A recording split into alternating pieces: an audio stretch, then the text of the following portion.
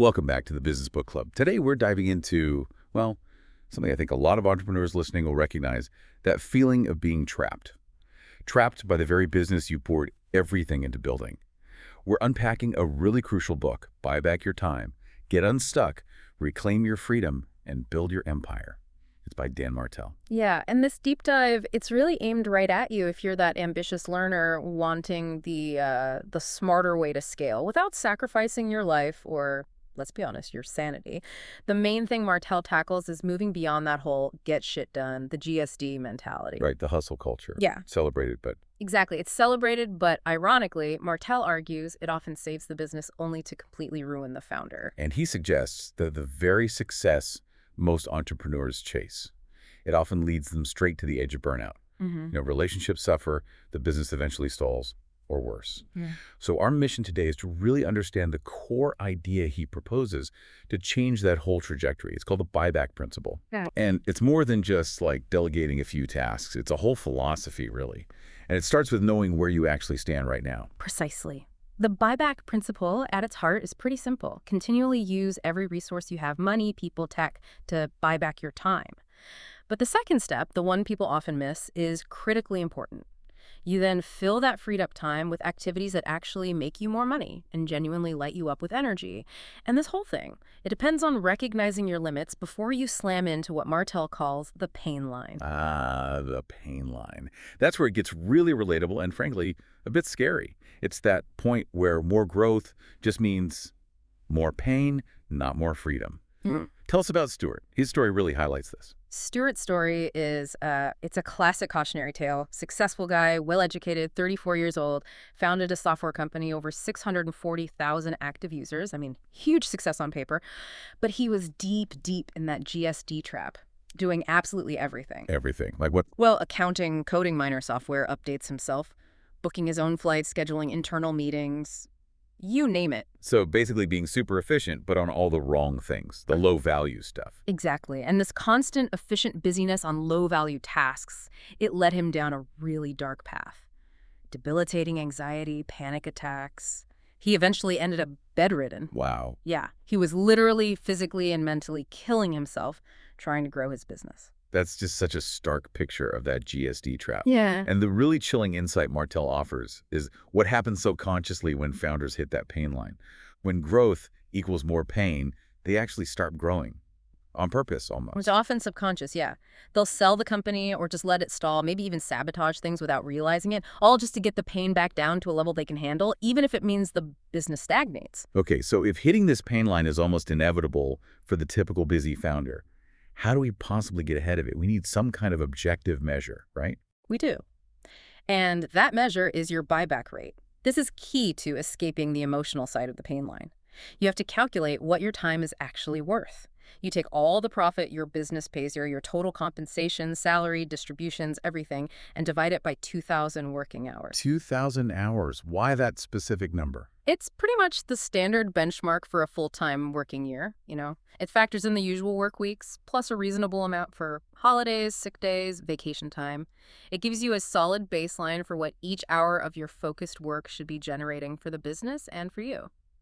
And Stuart, when he did this calculation, what did he find? It was a shock for him. His time was worth $100 an hour, but he was spending most of his days doing tasks that, well, anyone could do for maybe $10 an hour. So every hour he spent booking travel or fixing minor bugs, he was effectively costing his company $90. Exactly. A $90 loss per hour. Once you see it like that, it's hard to unsee.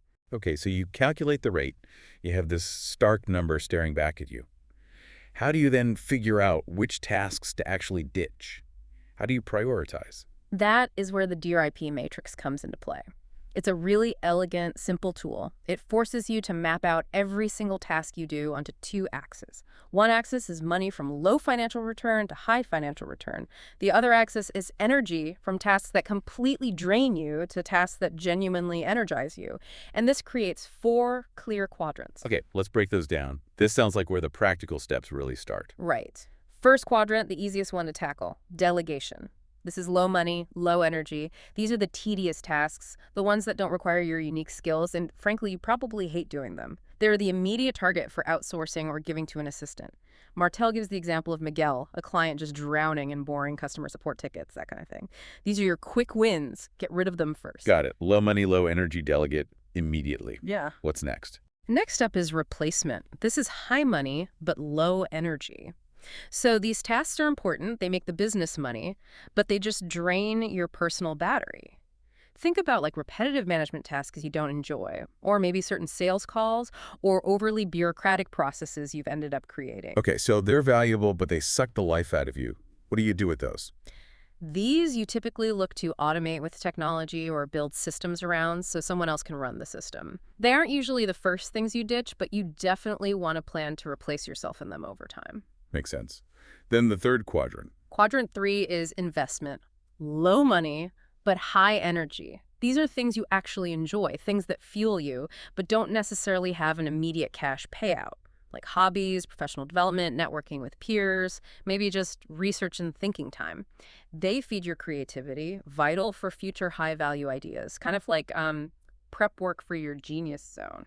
Okay, so protect time for those even if they don't pay right away, which brings us to the last one, the goal. Exactly. Quadrant 4, production, high money, high energy. This is your zone of genius, the stuff you're uniquely brilliant at, love doing, and brings in significant value. Martell really stresses that explosive success happens when you can operate almost entirely in this quadrant. Uses Oprah as a classic example. Ah, right. She wasn't best suited for news reporting. No, she realized her true genius, her passion, was connecting with people through the talk show format. When she doubled down on that, focused her energy there, her whole empire just took off. So the big takeaway here is that our passion, the stuff in that production quadrant, that's actually where our highest market value lies too. Absolutely. The goal of buying back time isn't just to have more free time, though that's nice. It's to clear your calendar specifically to reinvest that time into the production and investment quadrants, the stuff that feels less like math class and more like, well, art class, as Martell puts it. And that's how the buyback principle becomes this continuous loop, right? Buy back time, reinvest it, higher up the matrix, generate more resources, buy back even more time. That's the exponential buyback loop, yeah. Okay, but here's the rub. This always seems to be the hardest part for driven founders. We can calculate the rate, we can draw the matrix, but actually stopping doing those $10 tasks. Yeah. Why is that so hard? It feels like there's some internal resistance. Oh, absolutely. The biggest hurdle isn't the spreadsheet. It's usually what's going on inside our own heads. It's psychological. Martell suggests many entrepreneurs are kind of chaos junkies. Chaos junkie. Subconsciously addicted to the stress, the problem solving, the firefighting mode they mastered maybe during a chaotic childhood, or definitely during the early bootstrapping days of the startup. It feels familiar, even comfortable in a weird way. And this addiction, this need for chaos, manifests how? It manifests as what Martell identifies as the 5-time assassins. These are psychological traps, specific mindsets that actively sabotage our efforts to buy back time and scale effectively. Okay, this sounds fascinating. So you're saying we might actually be creating problems subconsciously, just so we have fires to put out. That seems incredibly self-defeating. It is. But it feeds that need for control, that familiar feeling of urgency. Martell contrasts someone like Lionel, an entrepreneur stressed out on vacation checking emails constantly for his $2 million company, versus someone like Richard Branson, who seems genuinely relaxed and present, even while overseeing hundreds of companies. Branson, Martell argues, has built defenses against these assassins. Okay, so we need to know the enemy. What are these 5-time assassins we're fighting against? All right, first up is the staller. This is the assassin of indecision. Fails to pull the trigger on big decisions, avoids growth opportunities because, well, change means potential disruption, potential chaos. The staller prefers the pain they know over the uncertainty of growth. Okay, the staller avoids decisions. Then there's the opposite. Exactly. Number 2 is the speed demon. Rushes into decisions without enough thought or reflection. This leads to bad hires, wrong tech choices, jumping on trends too quickly. Martell tells a story about Charles, who hired his buddy Darwin right after firing his underperforming brother-in-law without really reflecting on why the first hire failed. Speed demons keep making similar mistakes because they never pause to learn. Right, action without reflection. Uh-huh. Okay, the third one feels like it hits close to home for a lot of founders. The supervisor. Yes. The classic, if you want it done right, do-it-yourself mindset. This leads directly to micromanaging everyone, refusing to truly let go of tasks, which completely bottlenecks growth. You can't scale if everything has to go through you perfectly. Wait, the advice Martell gives here is to aim for 80% done by someone else. Isn't lowering expectations like that risky for the business? Yeah. How do you handle that potential drop in quality? That's the mental hurdle, isn't it? But the perceived quality trade-off is often an illusion fueled by ego or by focusing on the wrong things. You're not trading 100% quality overall. You're trading maybe 100% perfection on a $10 task for the ability to give 100% focus to your $100 or $1,000 tasks. The mantra to beat the supervisor is 80% done by someone else is 100% freaking awesome. Why? Because the time you just bought back lets you focus on the high leverage activities that actually move the needle for your company. You free up your unique genius. Okay, that reframes it completely. It's about opportunity cost. So 80% on low value stuff is amazing if it frees you up for 100% on high value stuff. Got it. What are the last two assassins? Number 4 is the saver. This assassin whispers that you should hoard money, avoid spending on resources that could fuel growth. It's the voice telling you to spend an hour fighting with an expense report to save $20. Well, your time is worth $100 an hour, so you lost $80. Precisely. Penny wise, pound foolish, basically. And finally, number 5, the self-medicator. This is turning to vices could be food, alcohol, shopping, gaming, whatever to cope. Either to escape the stress of failure or even to celebrate success in a way that hampers you the next day. It steals your energy and productivity. Recognizing which of these assassins is talking to you is crucial, isn't it? Because they often disguise themselves with seemingly logical but ultimately faulty reasoning. They lure you back into that pain loop. Absolutely. Awareness is the first step. So let's say we've done the audit, we've identified our $10 tasks, we're aware of our potential assassins. What's the very first, most practical, non-negotiable step Martell recommends for actually buying back time? Hire an administrative assistant, full stop. He argues it's the first and most critical hire. Every single hour you spend on low-value admin tasks is an hour stolen directly from your high-value production quadrant. Okay, but I can hear the pushback already. I do. I don't have enough work for a full-time assistant, or I can't afford one yet, or my tasks are too complex. Martell tackles this head-on. You are already doing the work of an excellent assistant. Probably poorly, because it's not your zone of genius. The core tasks, managing your calendar, handling email, scheduling meetings, these have to be done. An assistant can do them often better and critically without your emotional baggage. They aren't afraid to say no to a low-value meeting request because it's not their company reputation on the line in the same way. They just execute based on the rules you set. And this immediately frees up time from that delegation quadrant, right? Often 10, 15 hours a week, almost immediately, just by offloading calendar and email management. Okay, that handles the easy wins, the delegation stuff. But moving up the chain, buying back time from those more complex, high-money but draining replacement tasks, Yeah. that requires more than just an assistant, doesn't it? It needs consistency, predictability. Exactly. You need systems over just setting goals. And this is where Martell introduces playbooks. Think of playbooks as creating predictable, consistent quality, independent of who is doing the task, like the McDonald brothers and their speedy service system. The goal wasn't one perfect burger. It was the same decent burger, fast, every single time, anywhere.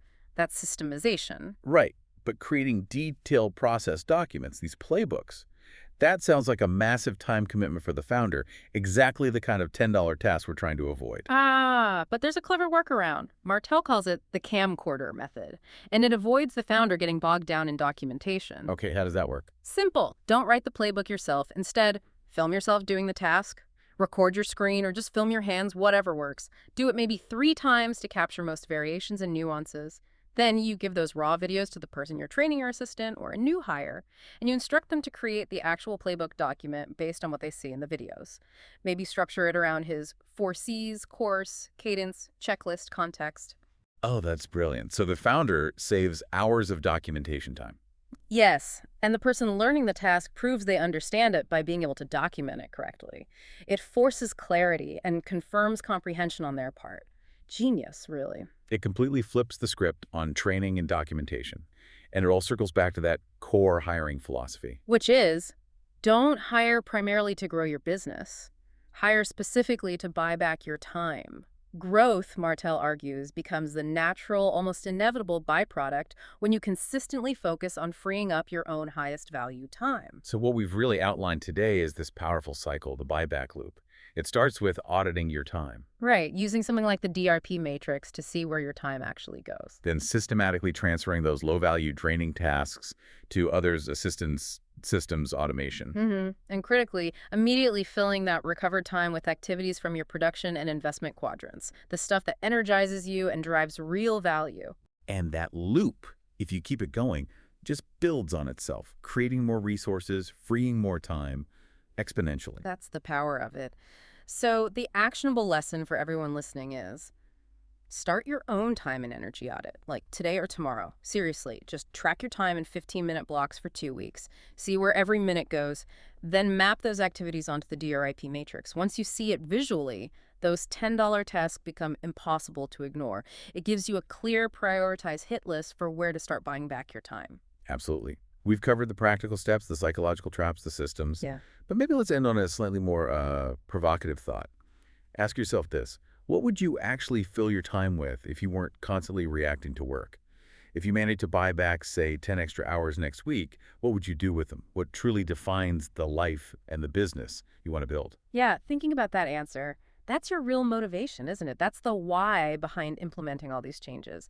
We really hope this deep dive into Dan Martell's frameworks has given you some clear, actionable ideas. And if you enjoyed this analysis, found it valuable, make sure you subscribe to the Business Book Club.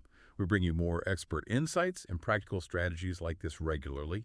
We're all about helping you build that empire without losing yourself along the way. We'll see you next time. Now, that's a wrap for this episode of the Business Book Club. If you enjoyed the ride, make sure to subscribe so you'll never miss our next deep dive. Got a favorite business book you'd love us to explore? Let us know. We're always up for a good read. And hey, don't keep all these insights to yourself. Share this episode with a fellow book lover or your work buddy who's always looking to level up. Until next time, keep learning, keep growing, and we'll see you in the next episode.